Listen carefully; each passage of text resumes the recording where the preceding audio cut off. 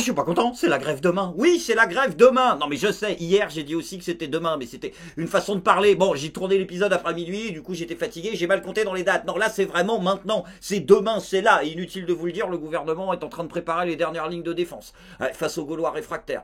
Il n'y a plus que des réservistes. C'est l'enfer. Bah ils ont commencé direct en envoyant Aurore Berger. Elle n'avait pas servi depuis longtemps. Première ligne, charge à la baïonnette, les enculés. On ne peut pas avoir une poignée de personnes qui génèrent une pagaille pour des millions de Français. Si Aurore, on peut. Ça s'appelle le gouvernement. Voilà, donc tu fermes ta gueule. Moi, ce que je te propose à ce moment-là, c'est plutôt que tu retournes t'occuper de ton projet de loi pour interdire d'élection, les élus qui ont mis une gifle à leur femme. Pas pour le reste, hein, par contre, sinon vous êtes tous au chômage. Et puis, nous casse pas les couilles. Donc là, la Macronie, va falloir se sortir les doigts du derche parce que vous allez pas gagner la bataille et encore moins la guerre avec des réservistes. Hein, là, en plus, les défenses vont pas tenir parce que Stéphane Manigold, il fait ce qu'il peut, le pauvre, mais ça va lâcher. Vous savez, être chef d'entreprise aujourd'hui, c'est un peu comme courir dans un champ de râteaux. Sans déconner, arrêtez avec les métaphores. Non mais t'es grotesque, parce que là le râteau ça va être dans la gueule. Mais parce que t'es pas crédible Stéphane, tu es un mauvais comédien, tout le monde le sait. Ah, monsieur, ouais, j'ai soutenu les profits des grandes multinationales qui payent pas leurs impôts en France, mais là ma baguette elle va augmenter alors je chiale. Et Pouyanné, aujourd'hui, moi j'ai honte, c'est pourquoi? Parce que j'ai défendu Total Energy et les super profits ici.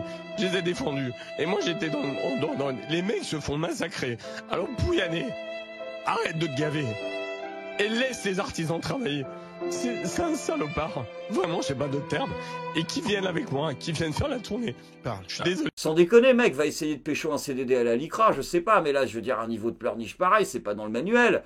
Et LREM, je sais, je vois l'idée, vous essayez d'essayer de miser sur des gens de la société civile. Mais non, vous pouvez trouver mieux, je sais pas, des artistes. Bonjour à tous. Je voulais dire à quel point la réforme des retraites est une réforme équilibrée. Non, c'est pas vrai. Mais putain, mais ça lui a coûté tellement cher. Mais c'est sorti là contre les antivax. Bah Didier Bourdon, putain, il a plus un rôle. Il est obligé d'accepter les trucs du gouvernement. Oh là là, c'est lamentable. Hein? Qui c'est? Comment ça, ministre chargé des collectivités territoriales et de la ruralité? C'est une réforme d'équité qui s'applique à tous, quel que soit le statut, dans la fonction publique comme dans le secteur privé. Ouais, non, je te coupe, c'est chiant. Du coup, je me demandais, pourquoi une carte de France? Mais non, mais c'est quoi le délire malsain que vous avez autour de l'infantilisation des gens, en fait, là?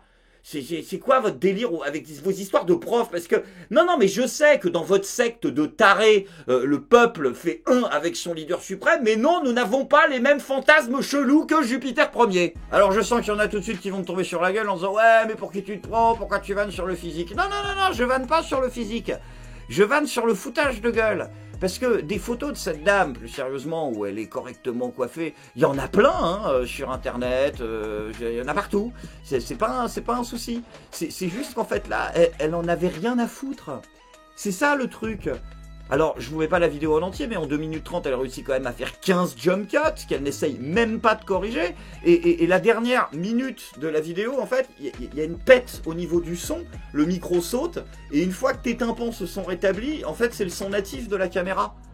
C'est-à-dire qu'en fait, c'est une vidéo du ministère, hein. C'est une vidéo officielle du ministère. Donc, ils en ont rien à foutre. Vous auriez quand même pu refaire un minimum la prise. Ça, je veux dire, après je comprends, c'est vrai que c'est un boulot journaliste. Hein. Et d'ailleurs, puisqu'on en a parlé de journaliste, il y en a un qui lui aussi est en première ligne, juste derrière Aurore Berger, parce qu'il est pas très courageux, c'est Thierry de Cabarrus. Ça y est, il est de retour, mais il rappelle les anciens paras maintenant. Et Thierry de Cabarrus, il a dit si la réforme elle est bien. Quand j'entends Elisabeth Borne répondre avec précision, pédagogie et sérénité, sur le délicat et très complexe sujet de la réforme des retraites, je me dis que le choix de la première ministre par Emmanuel Macron était le bon. Putain, non mais c'est une secte, vraiment, là, pour le coup, vous pouvez pas le nier, que c'est une secte. On a vu la même chose ou pas ? Putain, mais je comprends en fait pourquoi Emmanuel Macron n'est pas allé aux obsèques de Benoît XVI. Parce que dans sa tête, en fait, Dieu n'a pas allé aux obsèques de son serviteur. Je suis sûr que c'est ça. Tiens, d'ailleurs, ils ont envoyé qui à la place? Parce que je me suis même pas intéressé à ça. Hein? Gérald Darmanin? Ils ont envoyé Darmanin comme représentant officiel de la France pour les obsèques du pape? Attendez, vous avez compris le principe des représentants officiels ou pas? C'est-à-dire que le mec est censé représenter son pays. Pas le mec qu'on enterre. Non, parce que je sais que les deux ont eu une jeunesse d'extrême droite, que les deux ont couvert des affaires sexuelles un peu cheloues, que les deux ont été accusés de racisme et d'homophobie. Mais c'est pas comme ça que ça marche. En tout cas, vous faites les malins à prendre ça à la légère, mais il va vous manquer le pape. Hein, parce que, ouais, on n'en avait pas beaucoup des papes comme ça qui connaissent bien le monde asiatique, le Pacifique, tu vois. Ce serait peut-être intéressant, avec le monde de demain qui s'annonce, de connaître un petit peu ces régions. Hein, parce que là, il vous reste quoi? Il vous reste la PEC. Tiens, d'ailleurs, c'était il y a pas longtemps la dernière réunion. Ouais, c'était bien, hein, j'ai pas regardé non plus. Ils ont changé de logo, d'accord. D'accord, c'est une croix gammée maintenant, directement. Ouais, ok, les mecs n'en ont plus rien à foutre. Donc bref, revenons-en à ce bon vieux Thierry de Cabarrus, hein, parce que là, je veux dire, on n'a pas vu la même vidéo, Thierry. Parce que regarde ce qu'elle dit, la dame. Pourquoi ça ouvre une photo? Mais c'est la vidéo, oh, je l'ai vue, la vidéo. Non. Mais non. Oh putain, C'est-à-dire que là, en fait, les derniers lèche-boules de la Macronie sont tellement dans le mal, parce que le foutage de gueule de n'importe quelle vidéo d'un député République En Marche, c'est tellement obvious, si tu veux, ils arrivent tellement plus à faire la com, que maintenant, ils partagent même plus les vidéos, comme tout le monde. Ils partagent juste des screenshots random pris à l'intérieur de la vidéo, parce que si tu cliques dessus, tu t'aperçois irrémédiablement, en moins de 10 secondes, que on se fout de ta gueule, tu vois. C'est chaud.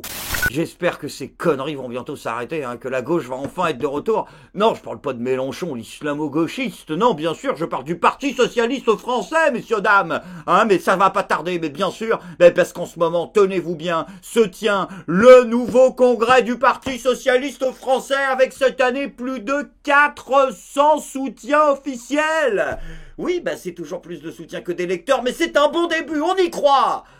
Je fais ce que je peux. En tout cas, une chose est sûre, le PS, ils ont lancé une grosse campagne de pub anti-Macron, là. Et c'est bien fait. Parce qu'ils ont pris des jeunes avec des idées, qui pensent à des mèmes, des trucs qui vont sur Facebook, et les trucs de la nouvelle génération. Hein, et voilà, tu vois, la petite caricature, elle est mignonne. Et là, vous allez rien pouvoir faire, parce que ça parle aux gens, ça rentre dans l'inconscient. Hein, ils essaient de lutter contre. Ah je vous souhaite bien du courage, ils ont envoyé qui? Comment ça, Thierry de Cabarrus? Mais pas encore. Allô, le Parti Socialiste, vous ne trouvez pas que ça pue l'antisémitisme, cette caricature d'Emmanuel Macron? Mais arrête, Thierry. Mais tu peux pas faire ça, mais aller au front toutes les 2 secondes sur Twitter. Mais t'as plus une bastos, t'as plus une cartouche. Je veux dire, t'es tellement à poil avec ta bite et ton couteau que t'es obligé de nous ressortir les takes de Manuel Valls de 2015. Non, mais ça va mal finir, Thierry. Et pour en revenir au sujet de la contestation de la réforme des retraites, vu que le PS n'est pas encore au clair, on va être obligé de miser sur le Z. Toutes les mobilisations sont légitimes, les gens ont le droit de ne pas être d'accord. Je pense que les gens qui sont pour la retraite à 60 ans sont des irresponsables. Tout simplement, on ne peut pas financer à 60 ans. Et les gens, je ne comprends pas, il y a des gens qui un jour sont pour la retraite à 60 ans, le lendemain sont contre, qui sont contre la réforme, mais qui ne manifestent pas. Moi, je ne comprends pas tout ça. C'est trop compliqué pour moi. Moi, ce que je dis, c'est que ce plan du gouvernement reprend globalement mes principes, donc je ne vais pas critiquer ce que j'ai défendu. Wow, bon, Eric, attendez, non, parce que là, il va falloir qu'on parle de cette histoire. Non, mais je suis obligé de préciser parce qu'il va encore y avoir une armée de gauchistes qui va partager ça sur Twitter en disant « regardez, Tabibian, il a découvert qu'Éric Zemmour, il était de droite. » L'angoisse. Donc, alors, Eric, soyons pragmatiques. Je sais que tu t'es lancé dans ce projet un peu foufou de réconcilier la bourgeoisie patriote et le prolétariat blanc de souche. C'est-à-dire des gens qui n'existent plus depuis 1870, avec des gens à qui, visiblement, tu ne parles pas. Enfin, si, tu parles un petit peu, 7%. Voilà, donc là, il y a un souci, parce qu'il faut plus. Donc, du coup, on jette un petit coup d'œil rapide dans les meetings, et on s'aperçoit que tout ce qui est bourgeoisie patriote, entre guillemets, en tout cas, il y a du costard-cravate. Il y a de la jeunesse versaillaise en panoplie. Ok.